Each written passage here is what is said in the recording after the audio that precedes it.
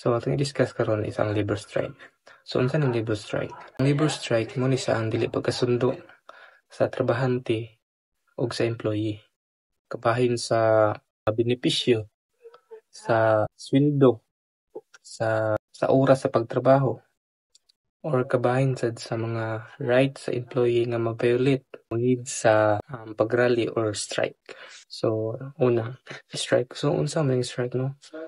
Ang strike no mo ni siya ang hunong sa mga trabahante sa pagtrabaho kay di sila ganahan sa terms and condition gikan sa employer. So ikaduha kaning natawag nga lockouts. Kaning lockouts mo ni ang ginabuhat sa mga employer paundangon sa pagtrabaho ang mga trabahante tungod kay di sila ganahan sa sa terms and condition. So sa dali nga istorya no, kaning strike mo ni ginabuhat sa mga kanang workers, then ang kaning lockouts mo ni ang ginabuhat sa mga employer. So next is, these are the different kind forms of strike.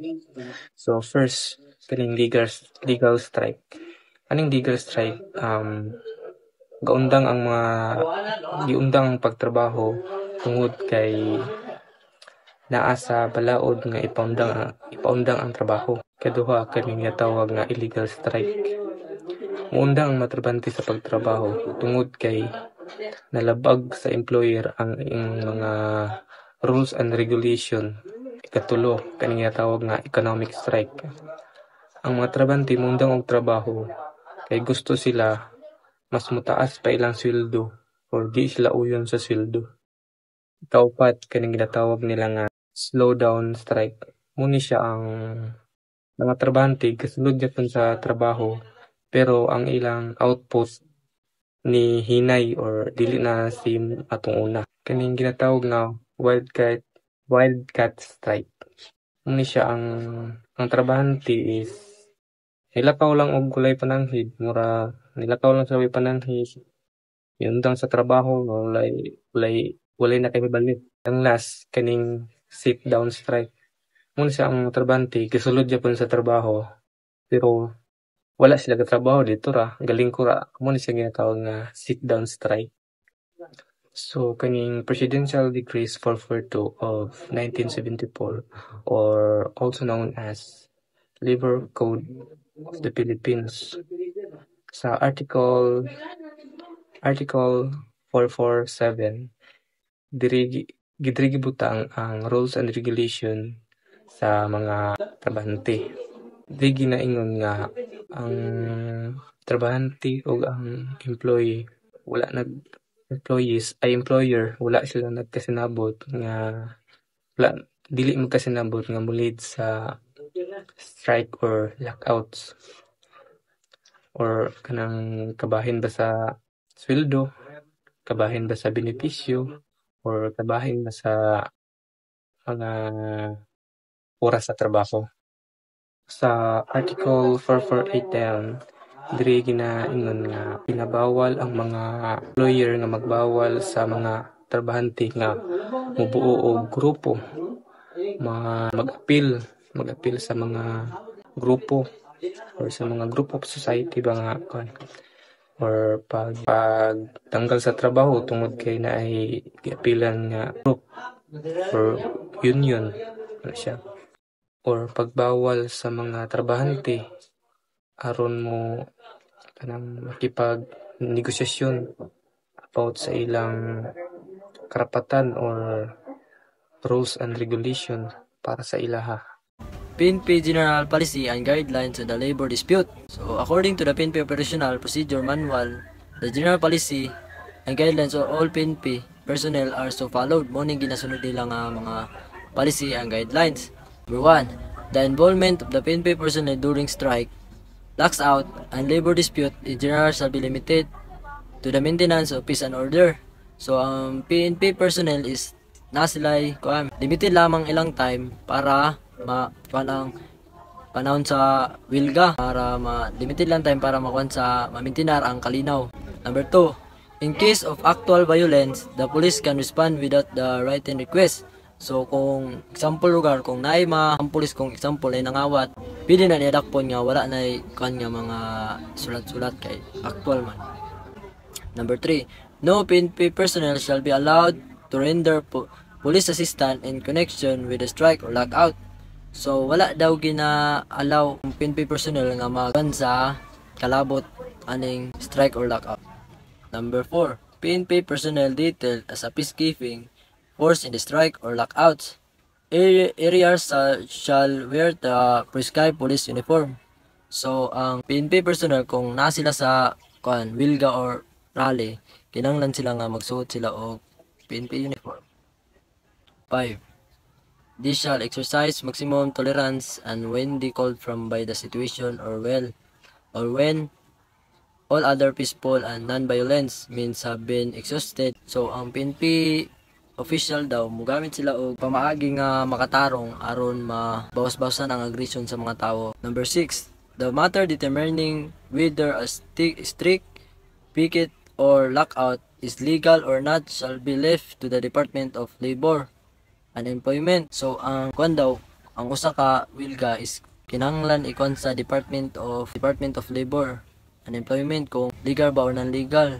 Then ang PNP personnel is dili sila manghilabot sa usa ka wilga or Number 7, no personal escort shall be provided to any of the parties to the controversy unless upon written request from DOLE. So ang PNP personnel is wala daw mag-escort sa wilga kung dili mo ang DOLE. So kung mag-escort para sa mga is kinahanglan na kasuot og uniform.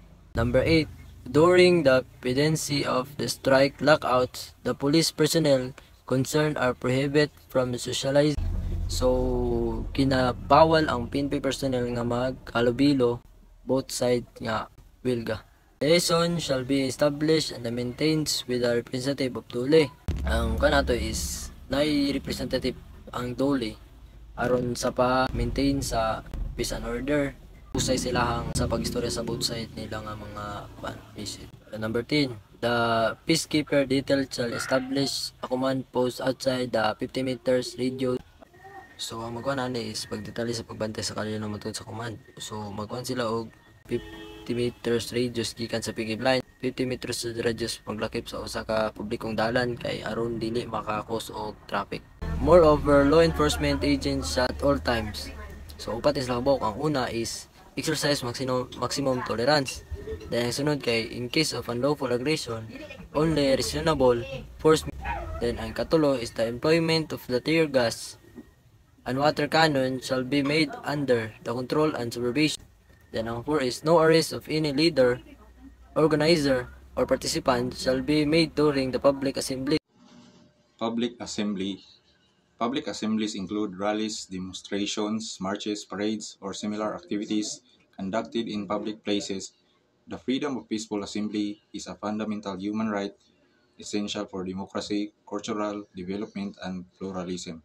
So ang public assembly kay activities nga ginakandak sa mga daghang tawo sa public places para mag-present of causes or mag-express og mga opinions politically, socially, and etc. Next is the public assemblies permit application requirements. First is a written permit is generally required from the mayor's office at least 5 working days before the event. So para maka-hold o maka-organize og public assembly sa public places, kinahanglan ang written permit sa mayor og at least 5 days before the event ni makuha. Second is no permit is needed if held in a freedom park, conducted in a private property with owner's consent, held within a government-owned educational institution subject to school rules. So, dili na need ang written permit if ang public assembly i-held sa freedom park or sa private property nga gitugutan sa owner. Pwede diri o dira mag-conduct or mag-held og public assembly. And last is government-owned educational institutions. Third, applications must include names of the leaders, organizers, purpose of the assembly, date, time, duration, place, and expected number of participants. So, ang written permit dapat mag-include og ngalan sa mga leaders, organizers, purpose sa pag-conduct og public assembly, oras, pitsa, kadugayon, lugar, ug ang kadaghanon sa participants. And last is the transportation and sound systems to be used, o ang mga sakyanan nga gamiton o mga sounds nga panggamiton sa public assembly. Duties and responsibilities of organizers. So, organizers must first ensure the assembly is peaceful within permit conditions. Second, inform participants of their responsibilities. Third, police demonstrators to prevent outside disruption. Fourth, coordinate with local officials and law enforcers. Fifth, end the assembly within the permitted time. Sixth is to prevent acts that disturb or harass non-participants. So first, dapat i-ensure sa organizers nga peaceful ang o within written permit. Kung saan nakabutang sa written permit, dapat matuman sa public assembly. Last are the prohibited acts during public assemblies. Under the Public Assembly Act of 1985, the following are prohibited. First, holding an assembly without a required permit or outside the designated area. So dapat ang public assembly dapat mag-acquire una ang mga organizers o mga written permit, o dapat ang kung unsay nasabutan sa written permit maulang ang mahitabo sa public assembly. Second, arbitrary denial, modification, or refusal to accept permit applications by officials. Third, obstructing or disrupting the right to peaceful assembly upang pangdaot sa panghitabo sa kaayo sa pag-held sa public assembly. Fourth, unnecessary firing of firearms by law enforcement to disperse crowds, o ang pagpabuto sa mga pulis para mabulabog ang mga participants. Fifth, within 100 meters of the assembly area, the following are banned.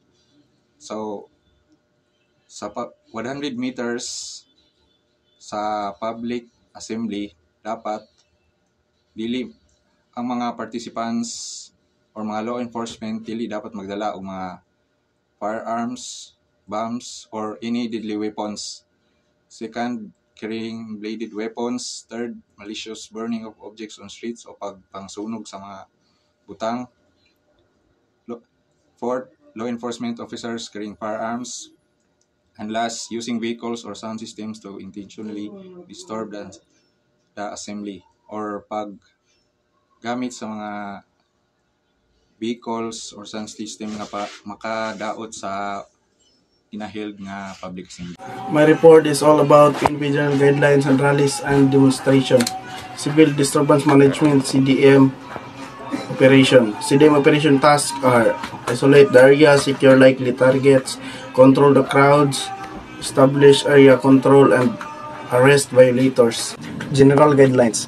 The PNP unit task to maintain peace and order shall not interfere with the holding a public assembly. Ang PNP daw kay ang ila daw task kay mag-maintain og peace and order, og dili daw sila kinahanglan maglabot-labot sa public assembly. To ensure public safety, a CDM contingent under the command of PCO shall be detailed and stationed at least 100 meters away from the place where the public assembly is held. Ang ang mga PCO daw kay mag-station daw sila sa kada lugar nga 100 meters away gikan sa public assembly. Let's move to the specific guidelines. Member of all CDM contingent dealing with the demonstration shall be prescribed uniform. Ang daw CDM contingent daw kay kinahanglan daw magsuot sa ilang uniform. CDM contingent shall not carry any kinds of firearms but may be required batons or riot stick, crash helmet with visor, gas mask, boots, and ankle high. Ang mga CDM daw contingent kay di daw kinahanglan magdala og firearms, pero okay daw magdala sila og batons, riot stick, crash helmet og visors, glass mask. Ang daw tear gas, smoke, grenades, water cannons, or any similar anti-riot device shall not be used unless the public assembly is attended by the actual violence. Ang tear gas daw kay dili daw tear gas, smoke, grenades, water cannons kay di daw kinahanglan kung dili actual ang violence or threats nga gipanghimo sa kwan tao. The organization and member of the CDM contingents as well as their deployment and employment shall be in accordance with existing PNP rules and regulations. Ang kuan daw ang mga ginapangbot daw sa contingent kay kinahanglan daw kay with accordance with the PNP and rules, kinahanglan daw gasunod daw sila sa balaod or regulations sa police. For every CDM contingent shall be in the team of negotiators. Ang kuan daw kada daw CDM contingent kay kinahanglan daw na ay negosasyon. A separate security contingent may be organized and ready to provide immediate assistance. Ang separate daw nga security contingent kay naa daw sila andam daw sila sa mag-provide og immediate nga assistance. Let's move to the policies in dealing with the public assembly. The PNP will respect and protect human dignity and maintain, uphold the human rights of all persons. Ang PNP daw kay mag-respect daw sila sa dignidad sa tao og human rights sa mga tao. And limit the use of force to situations. Ang mga pulis daw kay kinahanglan daw limitador daw ang ilang force sa mga kapanghitabo. Number 2, public assemblies held in Freedom Park or on private property do not need a permit for the activity. Public assembly daw nga ma-held sa Freedom Park or private property kay di na daw kinahanglan og permit. The PNP shall provide number 3, the PNP shall provide police assistance only when requested by the leader or organizers. Ang PNP daw kay mag-provide daw sila og tabang or assistance sa public assembly kung i-request sa leader or sa organizer. Number 4, a public assembly held in public place must have permit from the mayor of the city or municipality. Ang public assembly daw nga i-held sa public place kay kinahanglan daw na i-permit sa mayor, sa city or sa municipality. Number 5, a public assembly held with or without permit may be peacefully dispersed. Ang public assembly daw nga i-held sa ma-held nga naa o wala may permit kay kinahanglan daw mahuman nga malinawon. Number 6, lightning demonstration or rallies in area where the public assembly is prohibited shall be dispersed peacefully. Ang daw dali-dali daw nga demonstration or rally kay kinahanglan daw mabulag sa malinawon nga pamaagi. However, should any of the participants refuse to disperse voluntary or violate any law or ordinance during the unauthorized public assembly, they shall be taken into police custody and be charged accordingly. Ang mga mga participants daw nga makabiolate sa balaod kay kuan daw sa police o pwede kasuhan. Number 7, ground commander are responsible for determining whether there is permit for holding a public assembly. Ang ground commander daw ang responsible para mabalaan kung naa ba daw permit ang public assembly. Number 8, close coordinates with the mayor of public city, municipal of his or representative where the public assembly is being held should always be maintained, especially when the permit has not been issued but an application has been filled prior to the holding of the public assembly. Ang kinahanglan daw nga ang mga pulis daw magduol daw sa mayor or sa mga mayor sa municipality biskan pa daw og walay permit. Ang importante daw kay naka-assess na daw sa mga mayor sa city o sa municipality. Number 9, maximum tolerance shall be exercised in the conduct of dispersal operation. Ang maximum daw nga tolerance kay kinahanglan daw ipatuman sa tanang dispersal nga operasyon.